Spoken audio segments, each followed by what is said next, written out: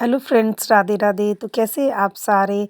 तो मेरा ये सुबह का टाइम था, मेरा बेटा खेल रहा है। उसके बाद मैंने इसकी नानी को ढूंढ रही थी कि कहाँ गई है मेरी मम्मी। तो इधर देखेंगी तो मैं जब तक फटाफट घर के सारे काम कर लूँगी। तो मम्मी मुझे ये देखो, मम्मी के पास आ गई, मम्मी को ढूंढते ढूंढते। और मम्मी यहाँ बैठी थी विनायक को लेकर के। मेरी भाभी का लड़का है विनायक, जिसे हम प्यार से बीनू भी कहते हैं। और ये दोनों सिर्फ 12 दिन के छोटे बड़े हैं, ऐसे लगते हैं दोनों जैसे जुड़वा हो।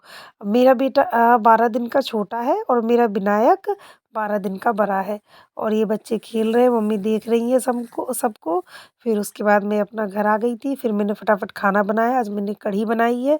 और फिर उसी बीच मेरी बहन आ गई तो कहती है मुझसे, दीदी मेरे बालों में मेहंदी लगा दो। फिर मैंने उसके बालों में मेहंदी लगाई। और फिर उसके बाद मैं जल्दी से उसके बालों में मेहंदी लगा के घर के सारे काम निपटा के। और फिर मुझे आज पार्लर पे भी रोज़ ही जाना होता है, तो आज भी जाना ही था, ऑब्वियस सी बात है। तो फिर मैं पार्लर पे चली गई। और फिर उसके बाद पार्लर पे थोड़ी देर के बाद फिर बच्चे आ गए सिलाई सीखने के लिए। और ये उसके बाद जब बच्चे चले गए तो मेरा भोलू ये सर ऐसे लगता है जैसे पत्थर का हो। ये मेरे सर फोड़ने के उसमें है। इसके फेस पे ना कुछ पता नहीं कैसे एलर्जी टाइप की छोटी छोटी फुंसियाँ हो गई है, तो मैं उसकी दवाई लेके आई थी और मैंने अभी रुद्र को लगा दिया है। अब देखते हैं जल्दी से ठीक हो जाए बस।